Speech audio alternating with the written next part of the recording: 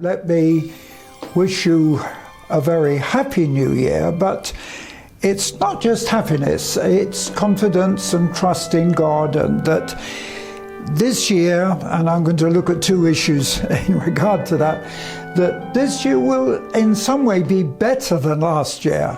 That doesn't take much doing, does it? Because I'm sure that last year with COVID and all the other problems has been an extremely difficult year. And in one sense, I suppose we're all saying goodbye to last year. But I want us to have a confidence and a hope for the new year. And that I shall pray over. I feel so strongly in my spirit that in talking to you, that I really need to deal with some important things for this coming year. And the first thing is that I'm looking at Hebrews chapter 10, and here it's saying, it's Paul in Hebrews writing to the Jewish people, of course. He says in verse 35, this is Hebrews 10, verse 35, "Cast not away your confidence, which has great recompense of reward." And, I just feel that for so many people, particularly after what's happened last year, there is a sense of going to an unknown.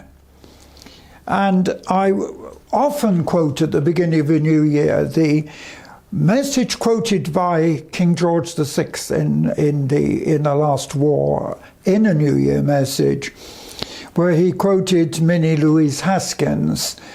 "I said to the guard who stood at the gate of the year, 'Give me a light that I may tread into the unknown.' And he said, 'Put your hand into the hand of God. That will be to you better than a light and safer than a known way.'" And I want to recommend that if the king could say that in the darkest years of the war, I want to say it to you. If we want a light to walk safely into the new year, put your hand into the hand of God, because that will be better than any light and safer than any known way. So be encouraged.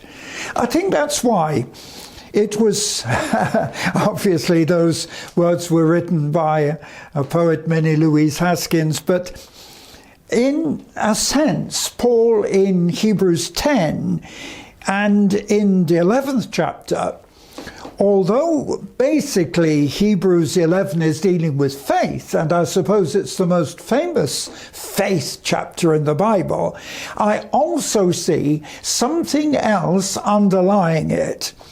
Because, for example, in Hebrews 10, verse 23, he's let us hold fast the profession of faith without wavering, because God is faithful that promised. So that even the element in our faith is based on the faithfulness of God. And I want to really remind you that as we step into this new year, and I can assure you it is unknown, because so many things are about to happen or likely to happen, that we need that sense of trust that God is in control. And if I have one particular message for the beginning of the new year, it is that God, after all, is in control.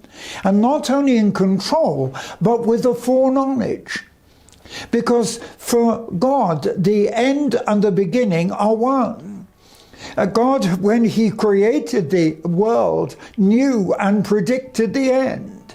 And so nothing shocks God. Nothing comes as a surprise to God. And that's why, unlike politicians, and I think what we're faced at the moment is with politicians who are very much wavering and changing and switching. God is consistent in his promises. And that's why, after saying in verse 23, hold fast the profession of our faith without wavering, because the faith is in God, who always does what he says. And in verse 35, he's saying, cast not away your confidence. And he goes on in verse 36, you have need of patience, that after you've done the will of God, you might receive the promise.